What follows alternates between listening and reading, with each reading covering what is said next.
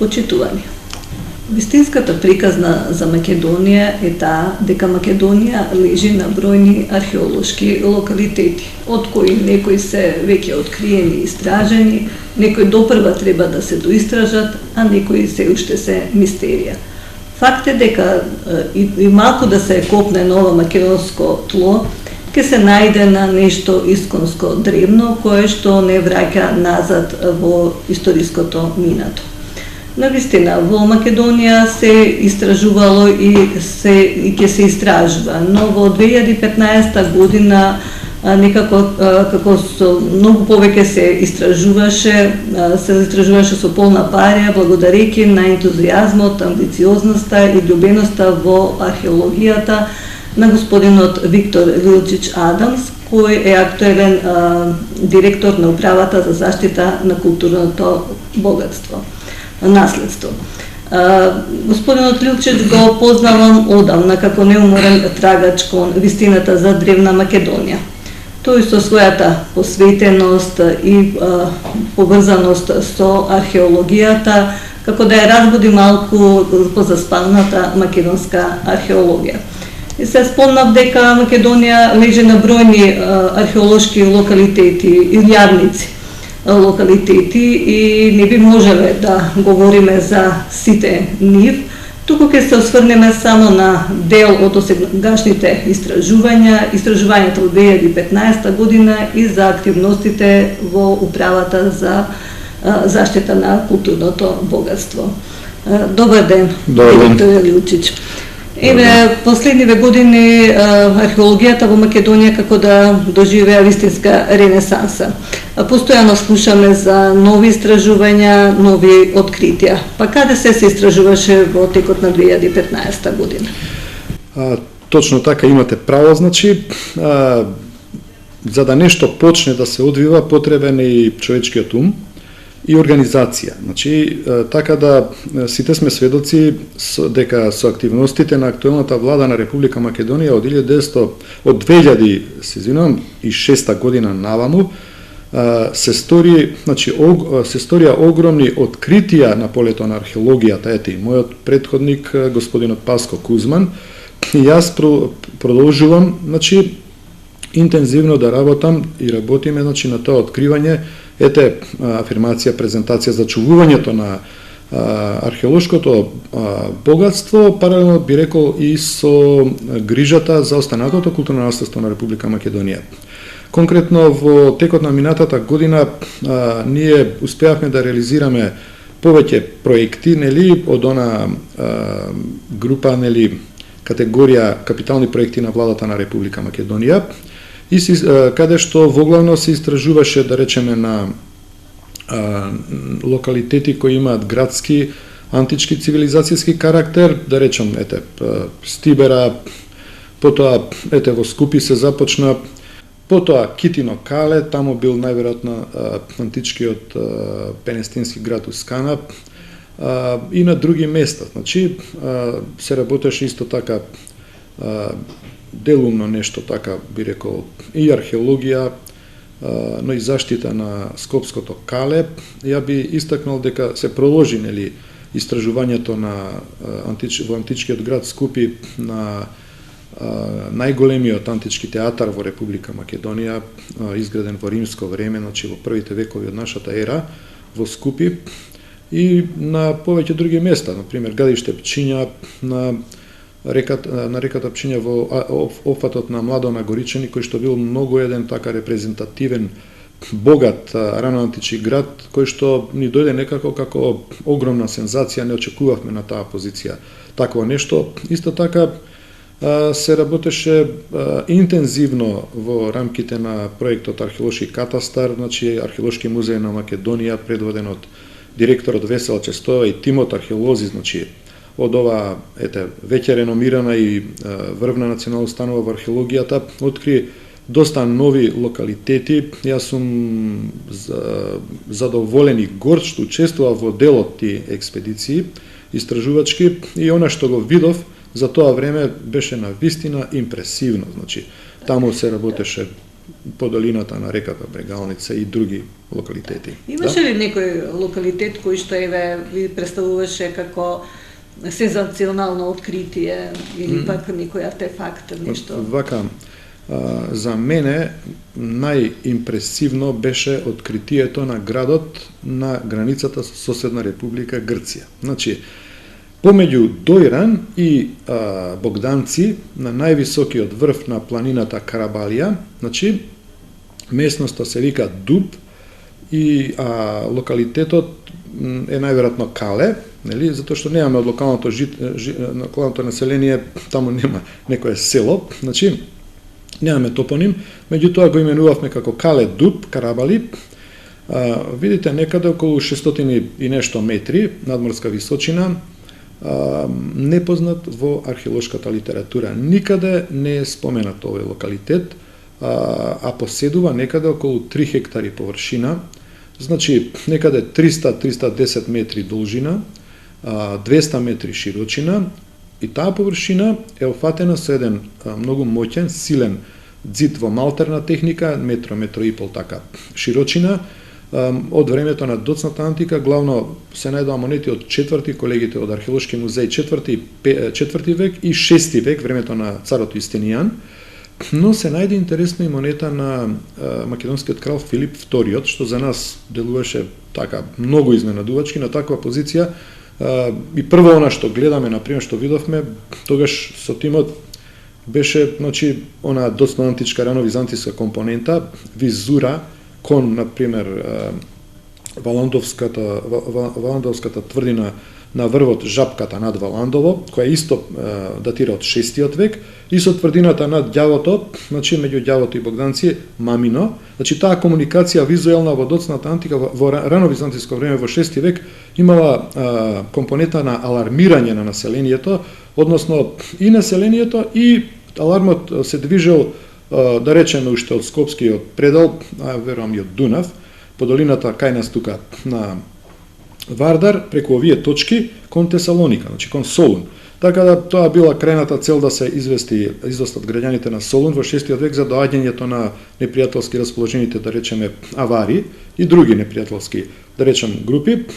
За нас тоа беше тоа. Но одеднаш гледате се појавува еден Филип Македонски на таа позиција, значи една извонредно поволна и важна геостратегиска точка, која што гледаме дека од Филип, па се цела антика, може би во римско време немало толку, меѓутоа е да во доцната антика повторно е запоседната. Тоа беше за мене, например, најголем, најзначаен момент, исто како би рекол и откритието негде околу десетина, да речам, досега исто така непознати градови и утврдувања долж долината на Брегалница. Тоа е оној дел од Штип до утоката на Брегалница, античката река Стибо, во Вардар, во Акси, нели, кој што не ни беше многу познат, бидејќи таму се ширеше од юг-исток оној регионот на некогашна Југословенска народна армија Криволак. Криволачкиот регион беше забранет, значи за поминување. Добро, и сега е, нели, забранет, меѓутоа еден дел, една зона северно покрај Брегалница е дозволена за поминување, не ја опфаќа регионот, полигонот, така да ние точно ја исцртавме, ја дознавме таа зона. Добро, имавме и влегување со одобрение од АРМ во зоната на полигонот Криволак, така да откривме некаде околу десетина и над десетина тврдини, меѓу кои, например, ја би рекол, добро, Исар Селаџи Амзали е едно изненадување, една многу така малечка, но силна воена тврдина со воен карактер, најверојатно. Најдовме монета на македонскиот крал Пересеј. Тоа беше едно изненадување и идејата, можноста, например, дека тој град, значи, кој што се состоел од таа мала акрополка, држена од војската на античките македонци, и градот кој што бил долу во подножјето на југо-запад, кој што зазема површина негде километар на километар, значи бројни куќи тука, остатоци од куќи, и 2-3 топоними кои што ги читаме на карта, локалното население така ги соопштило: Јорон, Ерен, Мали Ерен, Герен, упатуваат на можна идентификација на оваа позиција, на овој град, со античкиот град Јорон, кој што е спомнат во списокот на делфиските теородоси, свештеници, што дошле во првата четвртина од вториот век пред новата ера, од Тесалоника, од Солун дошле, значи, и посетиле, да речеме, повеќе градови, и на нивната маршрута биле, например, нашите градови тука, и до мене Добер, Астрајон, Јорон, Брагиле, потоа Харакома и Лете, например, на враќање, за кои не знаеме каде се наоѓале, но и сега ние се обидуваме да ги лоцираме. Во наша Македонија сигурно се, нели, Добер и до мене Добер, негде во Валандовски регион, во Струмичко би бил, например, Астрајон, и сега, макар што имаше една друга теза, да речем, дека Астрајон е во Радовиш, и сега доаѓаме до овој град, например, Јорон и Брагиле. Дали Брагиле може да биде Баргала, со инверзија на името, да речеме, до римско време да е дојдено, променето не знаеме, сега ќе видиме, тука треба истражување. Тоа беше откритие невидено, а најинтересно откритие беше, значи, сознанието дека во долината на Кралевите, значи, тоа е предел од некои 36 километри должина, од Штип до Ногаевци уланци, да речеме, и на двата брега, на брегалница, горе-доле има над, можеби, или околу 20.000 гробови. Значи, на секој рид гроб, значи гробови, гробници, тумули, например, од кои имаше и илегално откупувани, но повеќето се, да речеме, интактни. И сега, затоа и планираме во иднина малку да се повеќе позабавиме, позанимаваме со тој простор, бидејќи веќе ако збориме вака, видите, богатството, акумулацијата на богатствата во минатото. Значи, народот кој што ги акумулирал богатствата тука во територијата на Република Македонија, тоа биле главно пајонците. Значи, тоа се едно северно, би го нарекол, може да го наречем, автохтоно палеобалканско население што се измешало со античките македонци, кои се дојдени, да речеме, во вториот, односно првиот милениум пред новата ера, и во текот на првиот милениум пред новата ера, да речеме, прва половина, имаме мешања до определен процент со автохтоните, да речеме. Сега, но античките македонци постепено ја освојувале територијата на север, да речеме, прва фаза до Демир Капија, после тоа се кренале во оној период трети век пред новата ера и до, иако имало и претходно некои експедиции, да речеме, воени за одбрана на Македонија, низ територијата на Пајонија и до Скопско од страната на Касандар. Добри, и Александар истото тоа го правил, поминал во 335 година пред новата ера, во она, да речем, кампања за да ја обезбеди Македонија од северните, да речеме, племиња кои биле прилично агресивни во тоа време, пред да тргне во источната она кампања кон исток.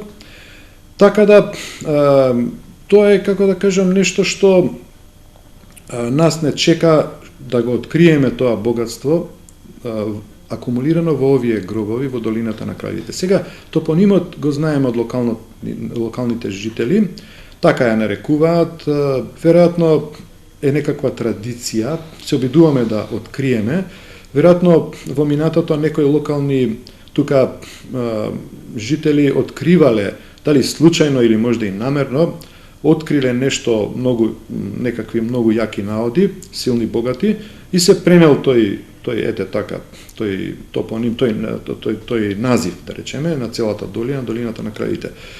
Се гледате, размислувајќи околу тоа име, долината на Кралевите, не може човека да не отпочне да размислува и да поврзува со прашањето каде се наоѓа главниот град на античкото кралство на пајонците, на Пајонија, и каде се погребувале пајонските кралеви.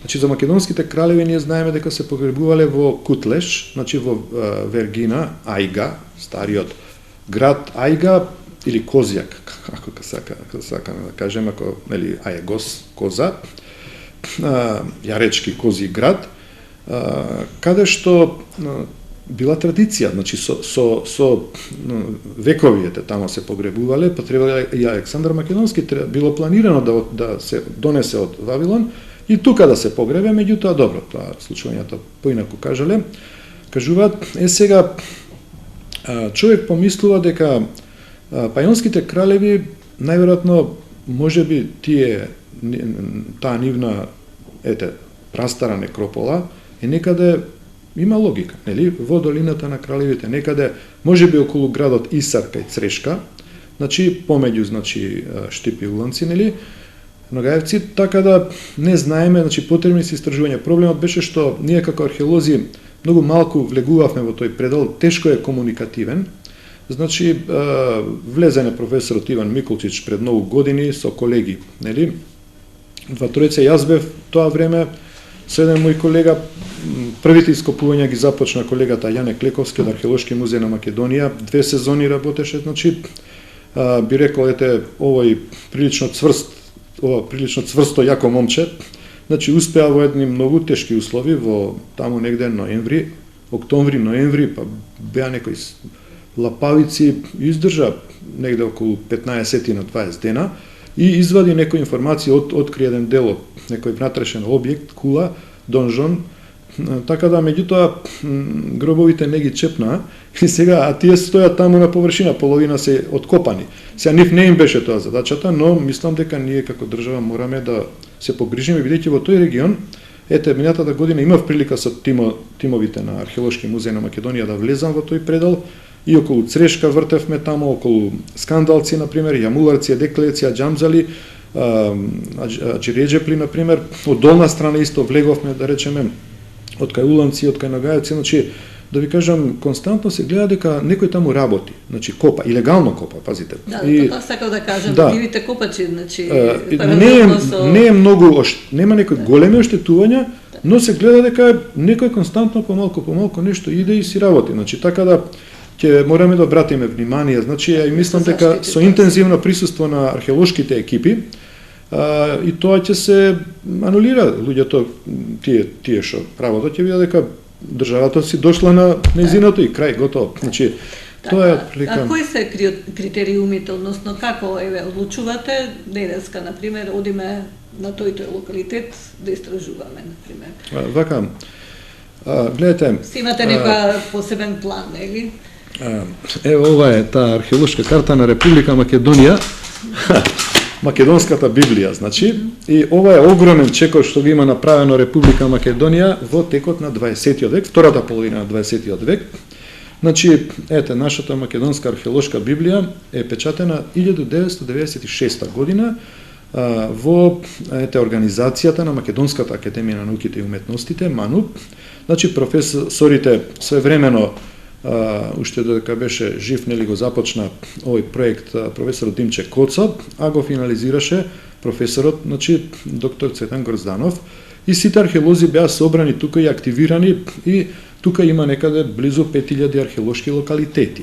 Сега, тие локалитети нормално дека варираат во категорија, различни категории се, да речем, имаме во главно оние категории населба, значи од различен вид на населби, отворени населби, села, нешто за селоци, па поголеми некакви градчиња, градови, па утврдувања, од помал или поголем обем, да кажеме, воени бази, антички, средновековни, така натаму, а имаме некрополи, например, гробови, гробишта, имаме, да речеме, места каде што, локалитети каде што се експлоатирале ресурсите за екзистенцијата на тоа население, например, што знам, и тие се исто археолошки локалитети, стари антички мадеми, например, делови од патишта, комуникации, да речеме, кои главно се одвивале по долините на реките, така да тоа е нешто што, пак ќе речам, ќе истакнам, не е докрај познато, онака, тоа е дознаено во рамките на археолошките рекогносцирања, посетувани се локалитетите.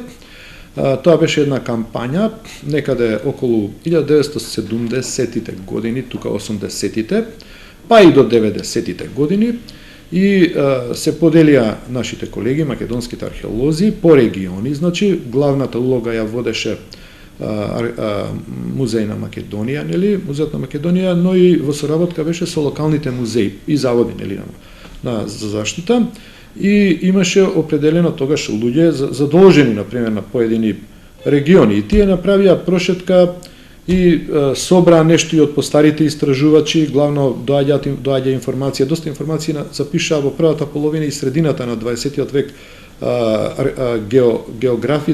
географите и етнолозите, меѓу кои, ете, се издига, би рекол, джиновската фигура на доктор Јован Трифуновски, например, од Тетово, од Гостивар, од кај потекнува, овој човек кој што помеѓу во описите негови на старите македонски наши села, современи, нели, забележа, не пропушти да ги забележи и археолошките локалитети. Значи сега тој материјал е максимално колку што се може собран и отпечатен во оваа археолошка карта, и се знаете како меѓутоа како и се, како и и таа карта има некои мали ситни недостатоци.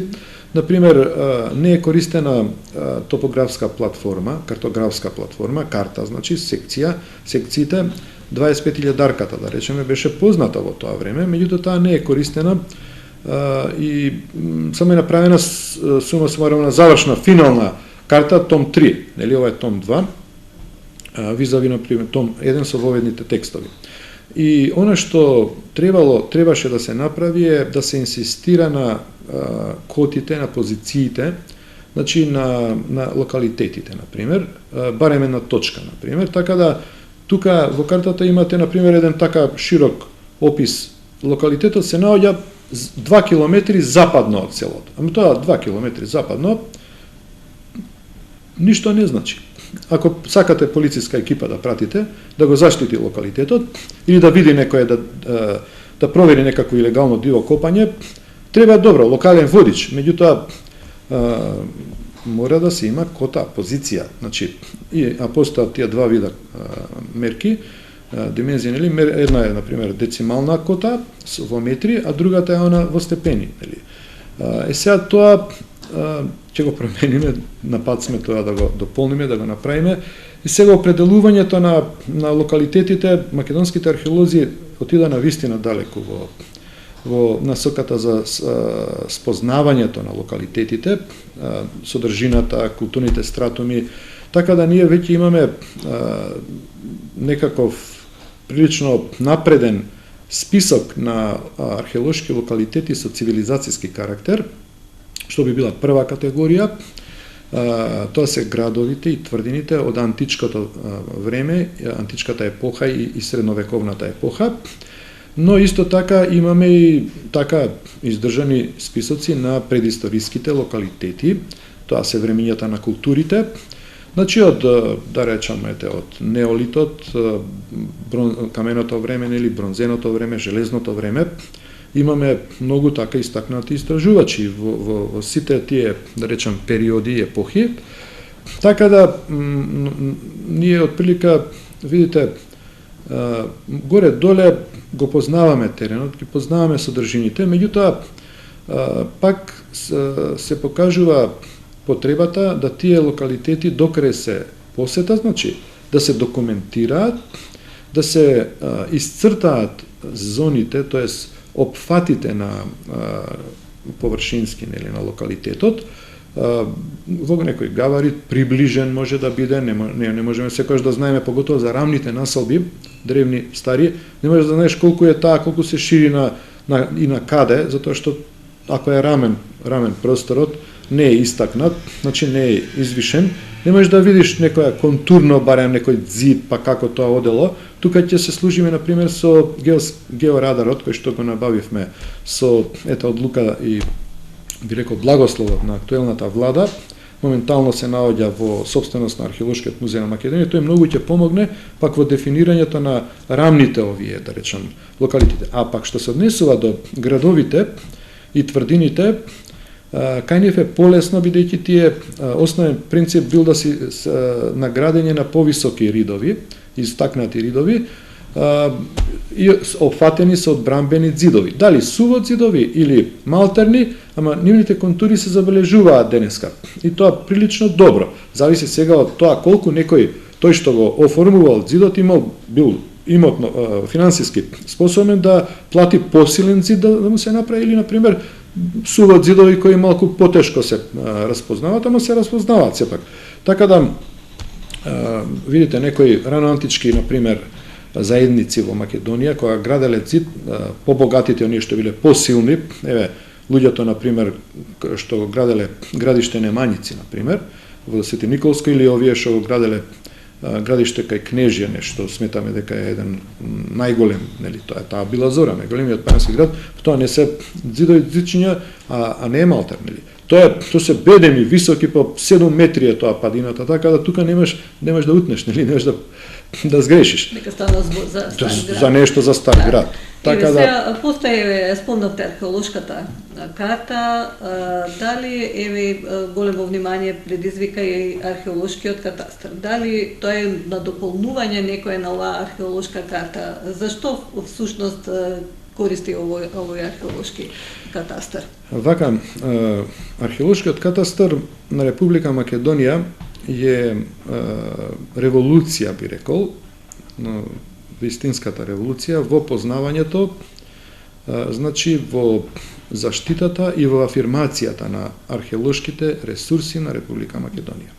Значи, видите како и се друго, Македонија, значи, они природни ресурси, какви ги има Македонија, да речеме, има и културни ресурси, меѓу нив археолошките ресурси се некако најслабо, видите, тие се познати, прилично се познати, меѓутоа најслабо се правно заштитени.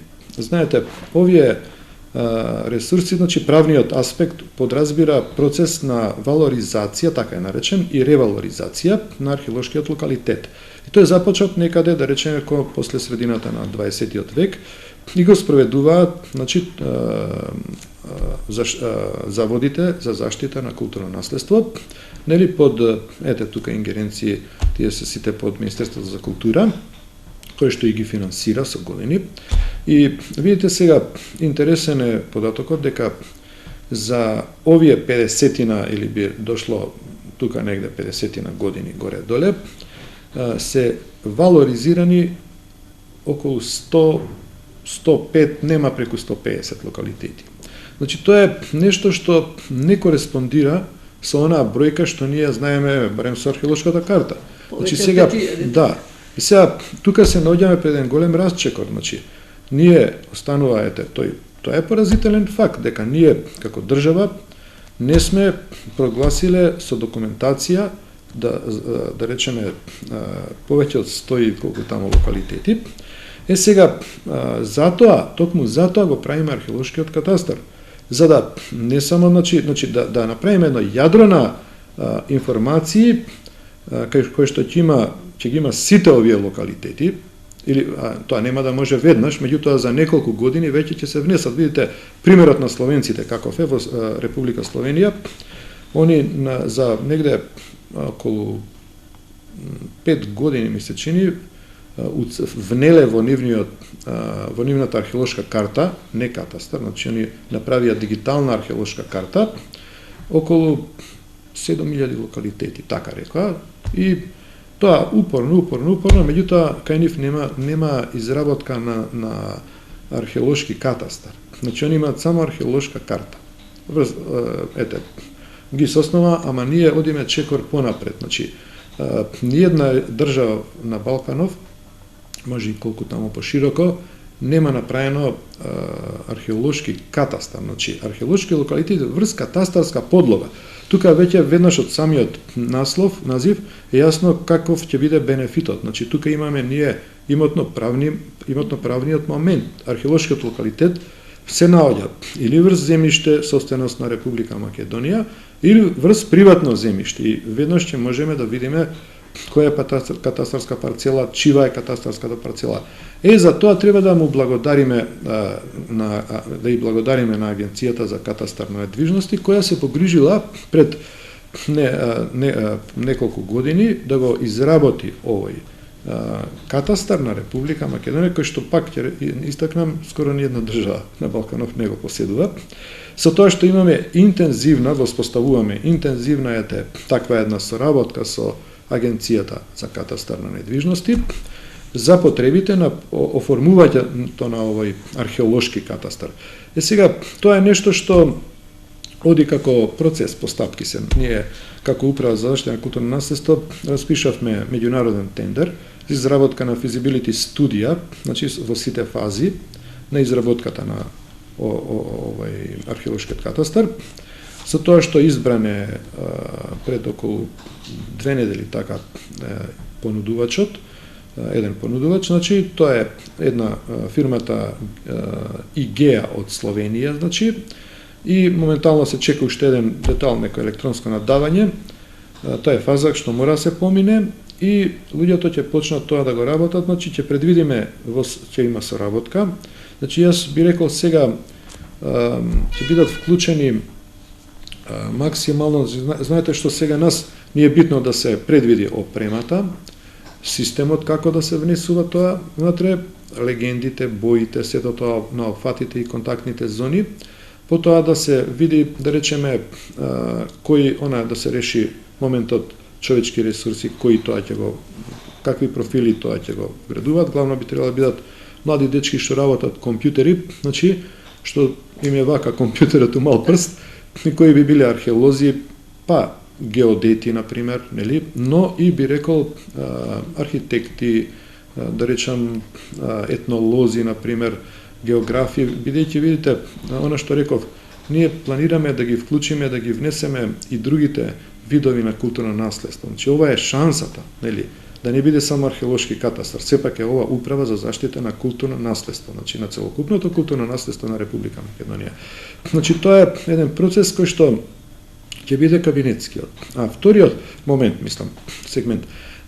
сегмент е изворот. Извориштата од каде ќе ги добавуваме, ќе ги добиваме како управа, значи ние немаме право законско да праќаме екипи, тимови да тоа го работат, го мерат, сепак управата е таков орган, законски сме тука спречени, но ете тоа е идејата на проектот, владиниот капитален проект, археолошки катастар, што оди моментално преку Археолошкиот музеј на Македонија, од каде веќе имаме, значи, од минатата година, 2015, море на информации, нели поврзани со дури и со еве како што реков 30-тина досега непознати стари градови и тврдини, но тука ќе бидат вклучени, ќе има една интензивна соработка со сите заводи и музеи на Република Македонија, зашто таму работат високо специализирани стручни профили кои го познаваат, да речеме, релјефот, ги познаваат, да речеме, локалитетите и воопшто културното наследство. После тоа ќе црпеме информации и од нашите тука насобрани извори. Например, имаме тука едно специализирано одделение Орди, значи за документација, наречено, значи одделение за документација, каде што ето од 2005 наваму се складирани море, значи огромен број на информации. Јас сум презадоволен, просто не очекував такво нешто. Значи, ево да кажем пример, што и да прашам, ми треба предмет, некој локалитет, било што за 5 до 10 минути го добивам. Значи, така е разработена таа тука прецизно, значи таа шема на вадење и складирање на тие податоци и повеќето од нив, значи имаат она, би рекол, геореференцијална димензија, значи позицијата на локалитетот, на културното наследство.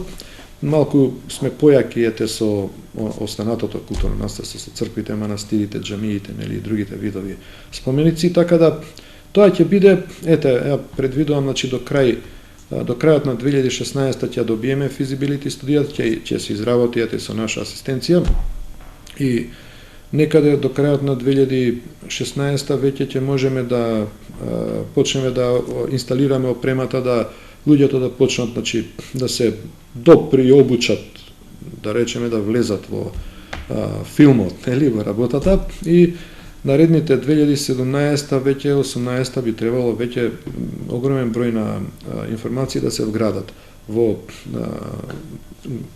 да речем катастарската подлога. Сега бенефитот и потребите. Значи, гледате, едно е, би рекол, познавањето. Значи, мораме како држава да имаме информација за тоа што поседуваме. Тоа е еден момент. Вториот момент е заштитата. Значи, а за да заштитиш, мора да знаеш каде ти се наоѓа културното добро и колку е, например, добро и оштетено и што треба, значи, од таму произлегува после планирањето, што треба да се направи. Трето е, да речеме, активноста околу неговото откривање, конзервирање, евентуално реконструирање и на крај доаѓа последната фаза афирмацијата, нели, односно неговото користење. Значи, гледате сега, во рамките на заштитата, само би рекол, ние добиваме тука, што се вика, секојдневно преку Министерството за економија, што знам, по 10 или 20 или колку барања за користење, нали, барања за концесии на експлоатација на определени, да речеме, минерални или други некакви суровини. И сега ние како управа сме задолжени да кажеме, да определиме, да им одговориме дека на тоа и тоа место има или нема културно наследство. Така да постои закон за заштита на културното наследство, така да тоа е нешто што ако немаш ти координати, точен опфат, па како ќе кажеш, значи ние имаме некои познавања, добра, ние како управа не одговараме директно, веднаш, туку се јавуваме, се бара мислење од локалниот завод за заштита, регионалниот или централниот национален конзерваторски центар, а они се должни или да си ја прочепкаат, проверат архивата, и ако имаат информација да ни ја пратат, или да речеме да пратат екипа, тим, да го провери тоа место и да ни одговори. Значи тоа е окей, тоа е се окей и се работи, нели, во ред. Меѓутоа, гледате се, ако ќе се заврши археолошкиот катастар, да кажам, тој е дигитален, се отвара исто како значи катастарот на Република Македонија, нели, на Агенцијата за катастар на недвижности. Едноставно можеш да влезеш во секој предел и да видиш, да речеме, каде се наоѓа локалитетот, односно се извинувам, катастарската парцела и имотниот лист, на пример, тука веднаш можеш чиве тоа. А сега за нас ќе биде интересно, да речеме, да влеземе, еве тука, влегуваме кај Велес, на пример, и тука е Кале Велес, еве го, се преминува на Google, и тука е опфатот, видите, сега нема ништо, но во иднина ќе има, на пример, ова е, гледате тука, ова е акрополниот дел, тука, на овој дел, а овде е долниот град, подградот на Кале Велес, и ќе биде опфатено, на пример, со една линија, на пример, со некоја црвена линија, која што ќе има вредност на опфат на главната зона, таа што е... се истражува тука? Да, таа ќе се истражува и таа е главна, таа не смее да се допре, таа е света, заштитена со закон за заштита на културно наследство. И ќе има 50 метри колку контактна зона по падините, и тоа, да речеме, службеникот во управата, кој што е заложен, на пример, да одговара да дава информација на Министерството за економија или Министерството за транспорт и врски или некои други, Министерството за животна средина, значи ние набројавме некаде околу 27-8 консументи, да ги наречам, значи заинтересирани страни, кои се заинтересирани да кога ги градат, прават нивните објекти, имаат потреба да се обратат на управата за да добијат информација дали можат или не можат, дали има во тој простор, да речеме нешто, рудници се градат, злато се вади или не знам што, Казандол огражден таму. Значи сега нашиот службеник тука ќе отвори. Тука е идејата, не мора да се јавува во тука знатно се скратува постапката. И ќе види, да речеме, тука не може, кои се координати се поклопува и ќе isfrли, ќе одговори дали може или не може. И тоа е идејата, значи тоа е бенефитот ќе биде огромен, значи огромен. А исто така, да, исто така видите Република Македонија така поседува 80 општини, ние имаме Република Македонија со 80 општини, значи гледате, не смееме да го заборавиме развојот на македонските општини врз базата на археолошкото културно наследство, археолошките ресурси. Значи, секоја општина има потреба да речам, номинира, селектира најмалку еден високо репрезентативен археолошки локалитет, што би го истражувал, би го презентирал и од него би вадел, би имало она финансиски фидбек, би имало пари да заработувачка. Нели, да ве подсетам, Грција, кој ќе отиде човек или да речеме Турција, тамо влези во Ефес, ќе ти земе $15-20 за влезница, например. Добро, во Грција беше по 2 евра во Дион, а и во музеот посебно 2 евра, 4 евра плюс да купиш нешто. Значи, гледате, ние имаме 5000 локалитети, ствари Јас најодговорно тврдам дека ние имаме повеќе десетици илјади локалитети, може и над 100.000 археолошки локалитети, но сега во финалето за таа, да речем, конечна проценка ќе го направиме во рамките на работите на археолошкиот катастар, а финалето ќе биде, би рекол, дури во онаа фаза која ќе се изработи снимањето на Република Македонија со оној систем Лидар. Значи системот Лидар тоа е задолжено Агенцијата за катастар на недвижности и слушам дека се чека сега, да речеме, сепак се вгоргани средствата, но ќе се заврши, тоа ќе се, дали ќе биде сега 2016, 17, ствари или 18,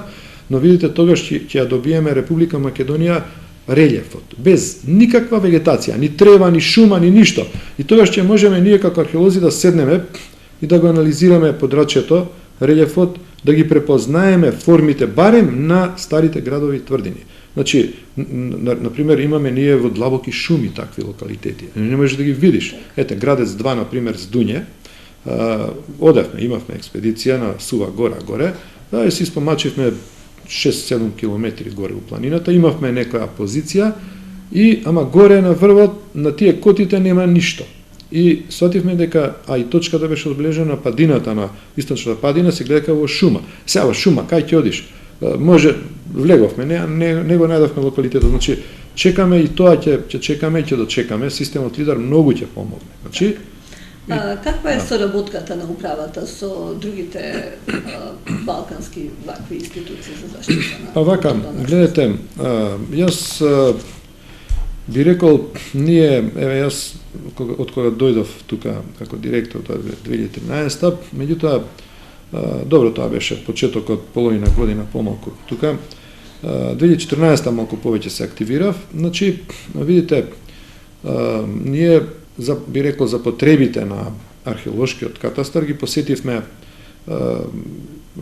Бугарија, посетивме, да речеме, нивниот оддел за заштита на културно наследство при Министерството за култура, бевме во Белград, Србија, потоа во Хрватска, да речеме во Словенија, и воспоставивме една добра релација, поготово во Загреб и во Словенија имавме доста конструктивни средби. Ете, и не само со владините центри за заштита, туку и со приватните, значи, фирми, да кажам. Ете, мене ми импресионираше тоа, например, што гледате во Словенија и во Хрватска има постојат приватни археолошки организации, фирми кои нудат услуги. Значи, високо квалитетни, едноставно, излегуваат на тендери и завршуваат работа едноставно, што нешто и ние би можеле, например, пред малку почна да зборувам за изворите на информации. Значи, изворите на информации ќе ги добиваме од овие заводи и музеи, но ти се премалку да ја покријат цела територија на Република Македонија. Значи, ние, затоа беше идејата и археолошкиот музеј да направи, може не еден, повеќе такви тимови, да одат константно, значи, потребна е многу напорна теренска работа. Дали може би ќе видиме дали тоа законски ќе може во иднина да се оформи така да се дозволи да се направат приватни археолошки, да речеме, фирми, како нели оние геодетските што се оформија, кои едноставно за пари се јава на тендер, добива тендер, иде, сработува, дава резултати, дава информации, побрзо ќе се, значи, помако трпна е работата на теренот отколку кабинетската. После кабинетската е лесно, можеш седнеш 8 работни сати, тоа е. Инаку, сега таа соработка сега започна од тој аспект, а инаку управата, да речеме, се појавува сега и на други, да речем, места во странство. Имаме, да речеме, појава од пред некоја година на реномирани меѓународни сајми за културно наследство, да кажеме. Тоа се тие контакти кај што се оствараат контакти со нивни, да речеме, со центри за заштитата, и ја мислам во иднина тоа и ќе го интензивираме. Оваа година ќе одиме на околу 4 или 5 такви хепенинзи, значи случувања, и ќе видиме како ќе биде. Мислам дека отворени сме за соработка. Но јас сега би сакала малку да се навратам и на вас како познат археолог, нели, и претходно пред да бидете на оваа функција директор, вие бевте неуморен трагач кога станува збор за археологија. Истражувач. Така, вие сте, можам да кажам, вистинска енциклопедија за македонската археологија. Минатата година го презентиравте вашиот, можам да кажам, проект за патот на Александар III Македонски, кој го минал низ Македонија. Го презентиравте јавно, па каква беше реакцијата на македонската јавност, особено на стручната јавност за ова ваше истражување? Па вака, видите, да, би кажал, трагаче малку го потребуваме како во оној негативна конотација трагачи на богатства. Добро, ние сме трагачи или истражувачи во ред, да. Знаете што, од 1975 работам, би рекол така накуса дека благодарен сум на мојата генетика, генетските корени мои одат од македонското мојата македонска крвна врска во Жупа, значи село Баланци, баба ми Нада Баланческа, па имам нешто српско, нели, од Србија, од Лапово, но имам претежно руско потекло, во руското потекло биле војници, значи и пешаденци, значи и биле и морнарички офицери, ама од морнаричките офицери па имам шкотско потекло, значи од шкотите, кои биле во царска Русија служели. И мислам, јас, чувствувајќи ја таа голема благодарност, и го додадов презимето Адамс на тие морнарички офицери што биле од Вилијам Адамс, па да речеме Роман Адамс, кој што учествувал во експедицијата на царот, нели, царската експедиција од 1819 до 21 околу Антарктикот. Значи, тој бил млад тогаш, 19 годишен навигатор, офицер за навигација, а пак неговиот син Виктор Романович Адамс, на него сум крстен, ете ја родил прабаба ми Вера, и сакам да кажам, тоа нешто ми овозможи, ми го возможи, би рекол, илјадниците стартови во раните утра, 3 сат, 4 сат, седнуваме во возилата и одиме. Значи, јас, со гордост истакнувам, дека сум преблагодарен што под би рекол, вечното македонско сонце, успеав да видам, да одам и да видам, да речам, повеќе илјадници места во Република Македонија, места од нашето македонско културно, археолошко минато и историско, нели, минато. Сега, јас работев на почетокот нешто градежна пластика, градежна керамика, потоа камената пластика работев во рамките на докторатот, но некако ме привлекува старите градови тврдини, тоа се места каде што, малку поетски да се изразам, чукале срцата на нашите македонски предци, нели, тука, на ова, парче земја, Република Македонија денес, како северен дел на античкото кралство Македонија. И, видите, тоа е нешто што мене ме исполни и ме прави, како кажам, ми дава сила, ми дава моќ. Значи, тоа се тие места, знаете како, кој ќе се најдеш на тако едно место, не може тоа да се опише, треба човек, како да кажам, тоа е среќа, чувство. Ги гледаш тие бедеми, но тие се урнати, но сега ги препознаваш, ги гледаш нивните производи, значи нивните творби, нивната парчињата од керамика, да речеме, кај што они готвеле, например, тука разни храни. Тоа се нивни сведоци на едно минуто, нели? Да, па тоа е тоа. Сега работата е да ние, знаете, задачата е да ги тие се заборавени. Тие сега не постојат. Можеме да мислиме дека душите нивни се тука горе. Можеби, не знаеме, но наш долг, наша задача всушност денес е да ги истргнеме од тој вековен превес, нели, заборав, и да ги предадеме денеска на денешните срца и умови, на актуелните денешните жители на Република Македонија, да знаат, да ги знаат тие места, да внимаваат на тие места, да ги чуваат, поготово локалните жители треба да ги чуваат, тие што се први собственици тука на некое село, например, Аџибегово, евего, Шеоба, град феноменален, железнодобен, архајски. Значи, тие се една група тука власи се. Добро, они си ораат, си копаат доле, и сега, ама треба тие први да бидат оние заштитници од некои илегални тука, натрапници. Сега, да кажем, тоа беа... Се знае ли бројката на стари градови? Вака, јас од професорот Миколчич имаме наследена бројка од 450-500 стари градови тврдини, значи, со време, како иде времето, се осознаваат и нови. Јас се дигнав бројката, список направив во 2011 година на негде 1015, дојде до 1020, меѓутоа од 1020 после ми падна списокот, бидејќи некој ги вадев од како топоними од археолошката, од топографската карта, како Кула, на пример, не знам.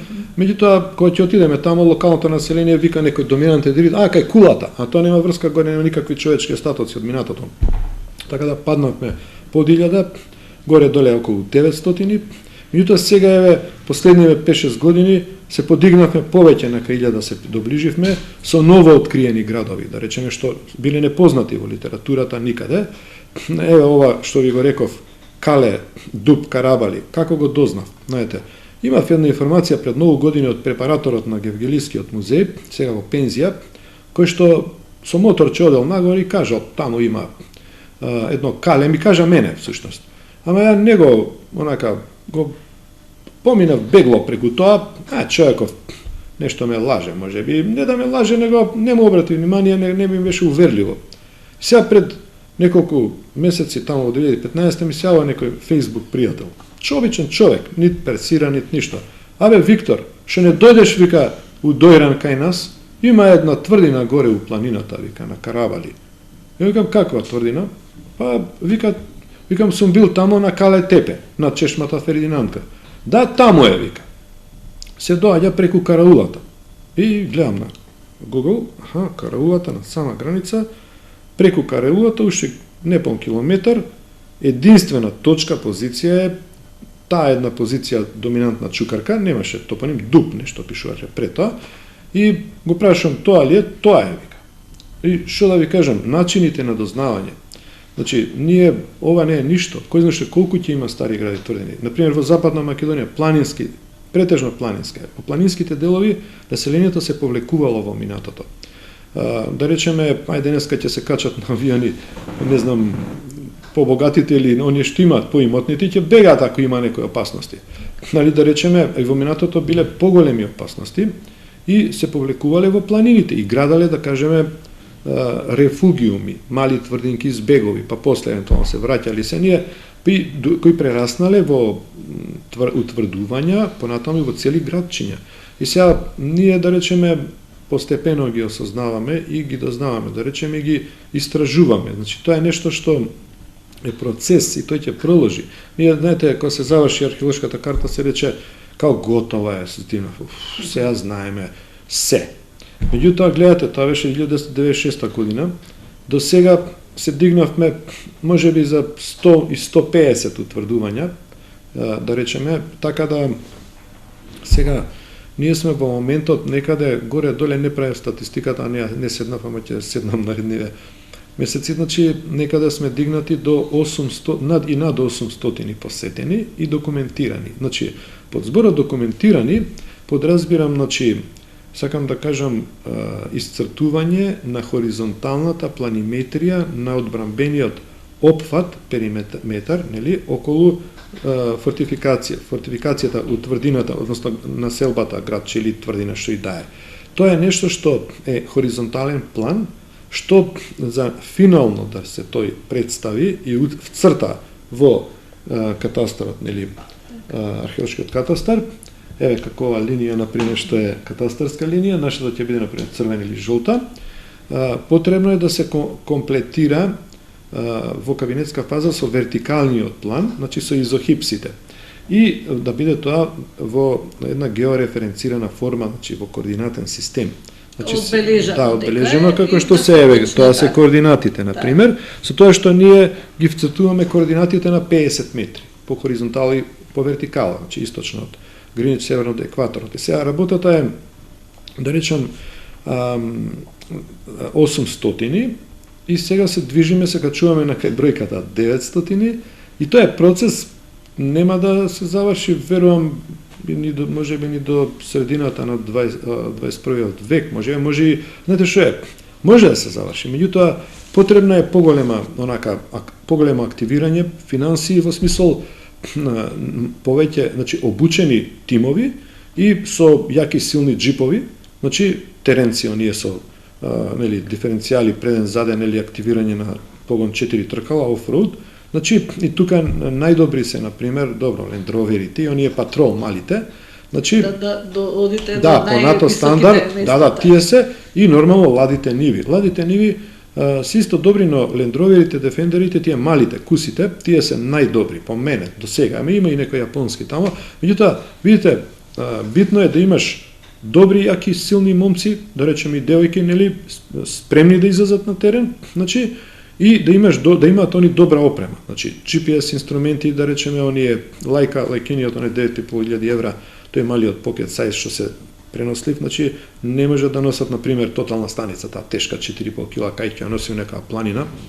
Значи мобилни екипи да бидат, кои ќе комуницираат и со заводите, музеите, значи знаете, никогаш не смееме да превидиме дека целта ни е Република Македонија, осознавањето, значи документирањето на македонското културно наследство, значи за добробит нели на ова население, па и за добробит на граѓаните на целиот свет. Знаете, утре значи ќе доаѓаат милиони посетители.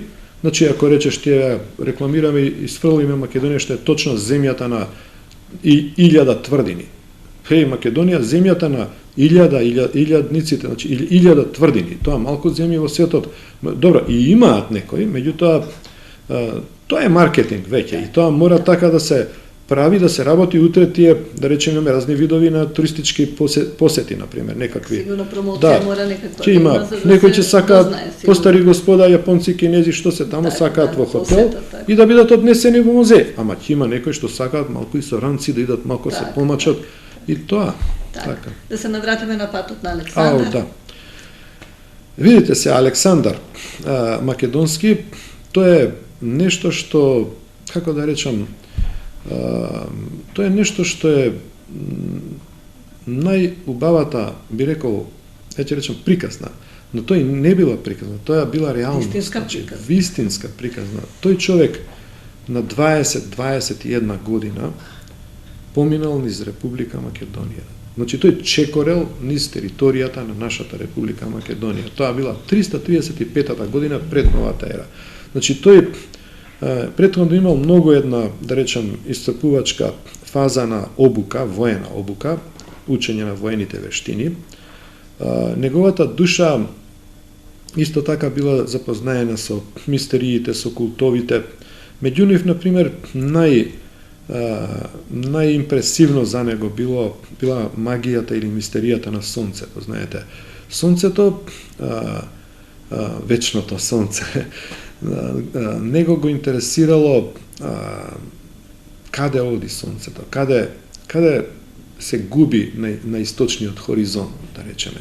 И тој човек, всушност, гледате, тој тргнал, нормално се обезбедил во 335 година, од север таму напаѓале, да речеме, трибалите, гетите, да речеме, даките од горе од Караманија, од оваму дарданците се заканувале, да речеме, кои други племиња, партини, кои биле се. И тој бил свесен дека пред да тргне, па дури тракиските племиња биле доста агресивни. Он имал контакт со нив, например, во долината на реката Стриман, уште кога бил млад, таму го основал, например, првиот град со негово име, Александрија. Уште кога млад, нели, под татко му кога бил крал.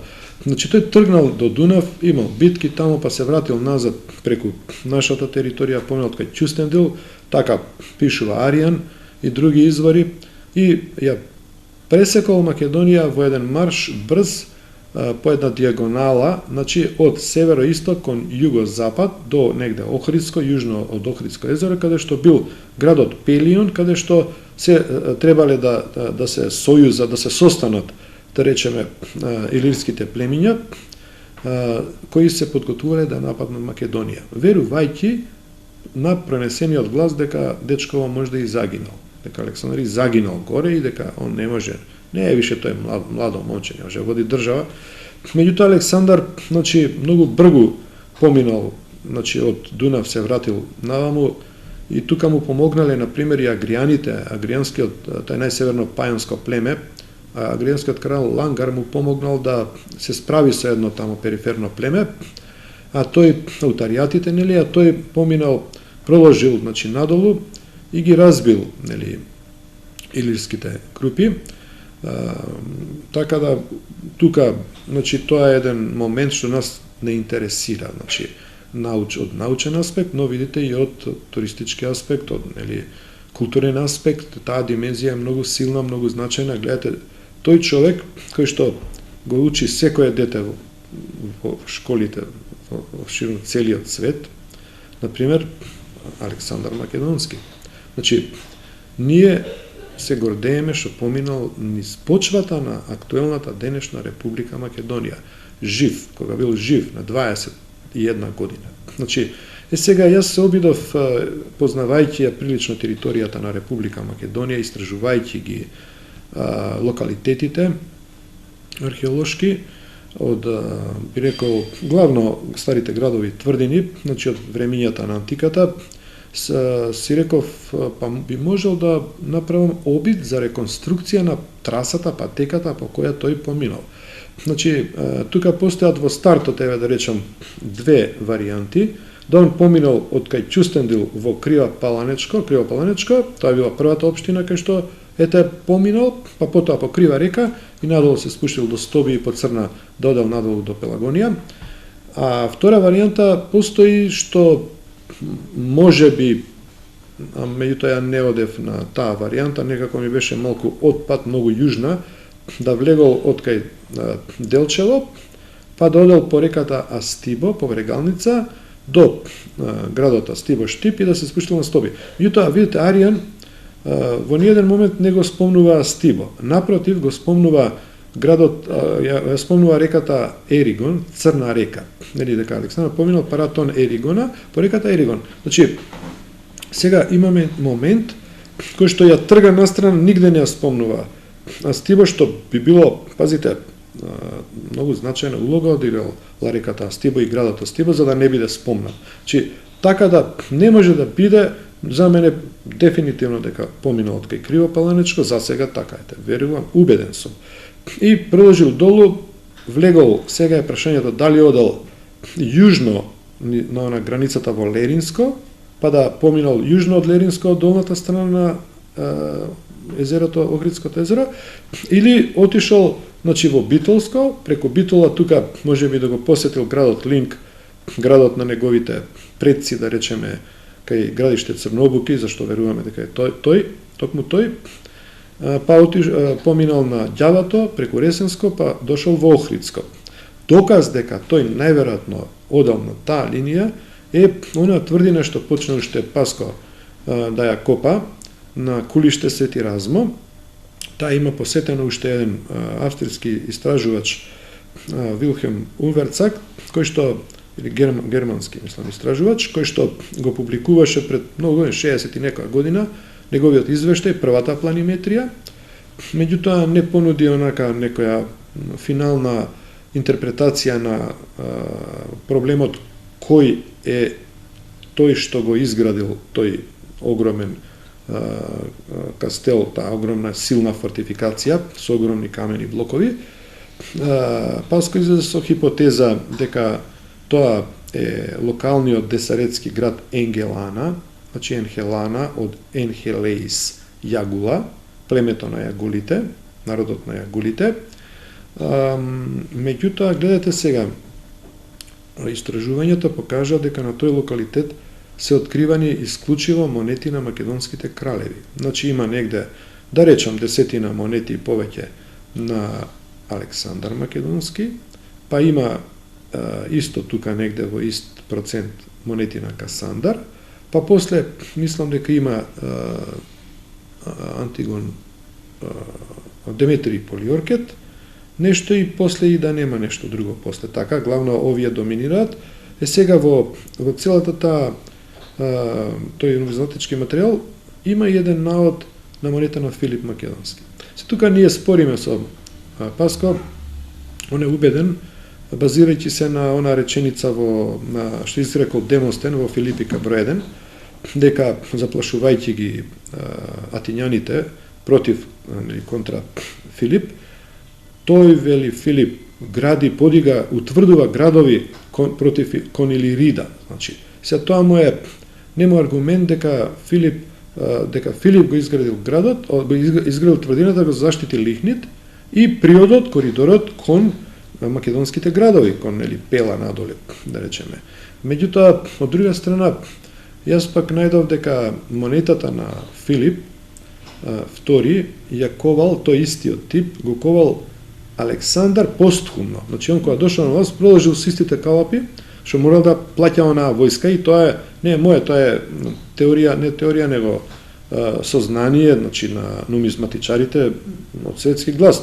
Значи, така да мене ми изборуваат таа една монетка, што се вика, не ја чини пролета, таа една монетка не кажува дека, мене не ми кажува дека Филип ја изградил таа воена база, македонска воена база на Колиште Седи Разма, нели, туку Александар, кој што користел парички што и ковал од татко му во име на со истите калапи. Така да тоа ми е логиката.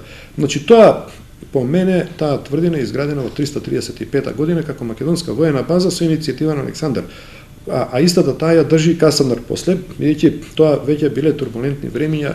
Ние, знаете, допрва ќе мораме да се посветиме на присуството на Касандар во Република Македонија. Значи, знаете, нас не интересира присуството на секој македонски крал, и тоа го гледаме пред се преку нивните монетки, кои се со илјадници наоѓани во Македонија. И тоа е една многу важна, да речеме, нумизматичка карта, која што би рекол е документ пар екселанс, значи документ од најубедливата категорија за, би рекол, правото на нашето вековно име Република Македонија. Значи, што монетите на македонските кралеви се наоѓаат на територијата на Република Македонија, негде во поголема концентрација, негде во помала концентрација, па се издвојува концентрацијата на монетите на антигонитските, на хераклитските, аргеатските, првите, значи кралевите на првата македонска династија, тие се малку појужно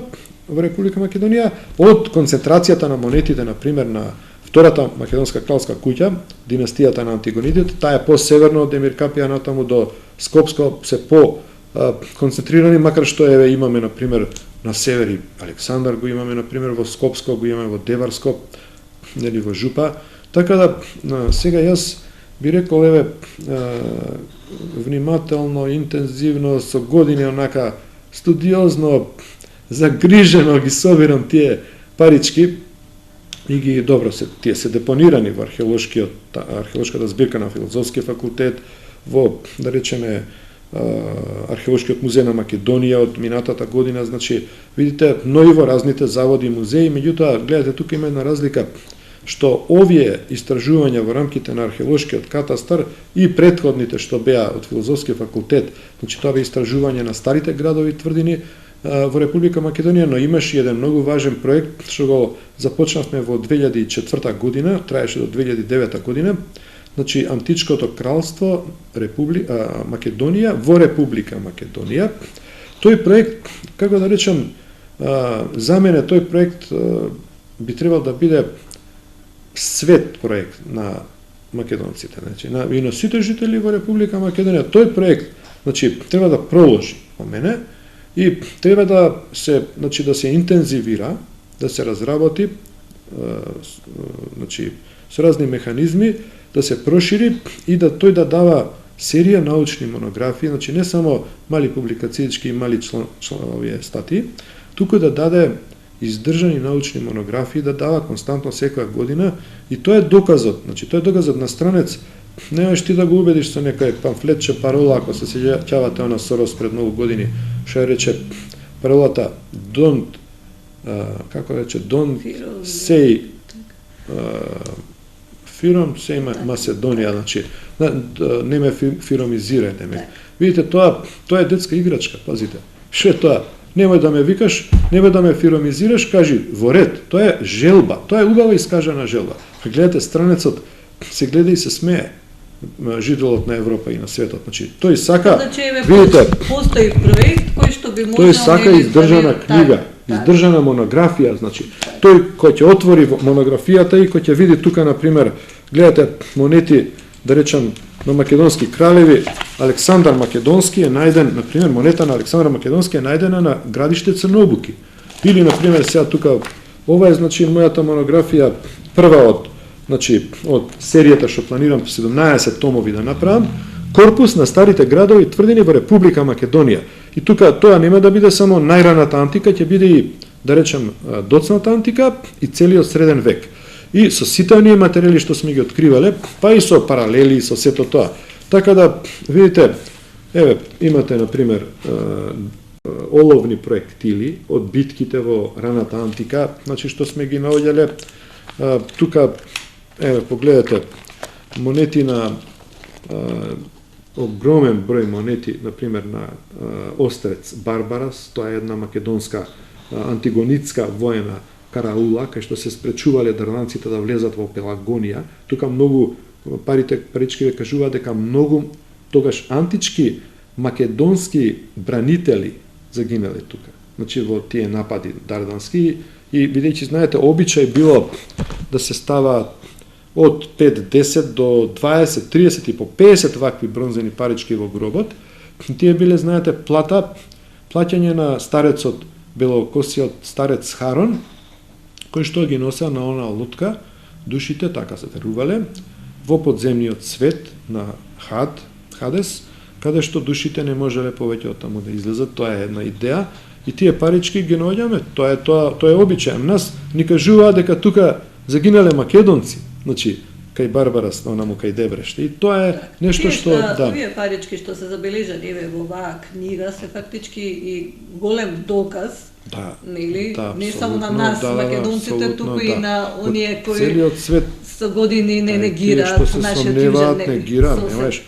Па се кажа да ви кажам пред 20-30 години, пред 20 на години, дека постои некоја група, дека имаше група, така се збореше наслушно сега, која откупува монети на се што има призвук на античко македонско во јужните делови на нашава Република Македонија. И тоа време, не знам, беше 20 на години, така некој бел джип, жена со двајца мажи, така се кажуваше.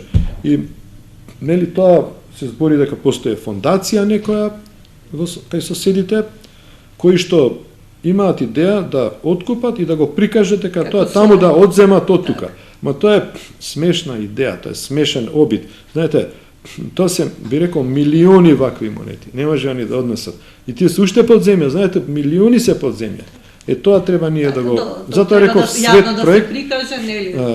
Да, античкото кралство Македонија, во Република Македонија, тоа е проект кој што би требал да се продолжи и би требал да се... Тоа ќе биде најголемата победа на Република Македонија пред очите на светот. Значи, тука, тој кој ќе пролиста вака такви монографии, што може да реагира, да каже, Старо Бонче, yes, it is Macedonia, yes, it's Macedonia. Тоа е, што е, нема друго. Така, дека само сонцето е постаро од Македонија. Точно така. Така. Сонцето е најстаро. Да, ете. Така. Господин Лилчич, стварно, навистина, многу се истражува во Македонија со години наназад, но како што велите вие, археолозите, тоа е само 5% од она што ни го оставиле нашите предци. Што значи дека допрва ви предстои голема работа. Ви благодарам за вашето издвоено време и за гостопримството. Се надевам дека на гледачите им раскажавме убави нешта за нашата древна Македонија. Познавајќи вас, реков дека сте неуморен истражувач, и се поправо не трагец, туку истражувач, кој што на македонското со исконски корени, и верувам дека допрва ќе ни откриете големи сознанија за Македонија, за древна Македонија. Благодарам, јас сум роден во Ѓорче Петров, значи, и целиот живот, а тоа е живот, оној поголемиот дел од животот, тоа е 1975 година, како тргнавме во оние први експедиции со професорот Миколчич. Значи, еве, Она што го видов, можам да ви кажам, како што рековте, тоа се 5%, 10, не е преку 10%. Значи, знаете, уште Миклучич кажуваше во Македонија има работа за преку 200 генерации уште идни. Ја ќе кажам и 300 генерации, и повеќе од 300. Значи, тука има работа, како да кажам, наредните неколку милениуми да се работи. Значи, затоа што ние поседуваме нешто што е неверојатно богато, значи во Република Македонија. Сега само треба да се канализираат начините, законски да биде, значи депонирањето во музеите, а тоа сега како што сме сведоци после немили настани тргна како што треба. Ви благодарам многу. Благодарам.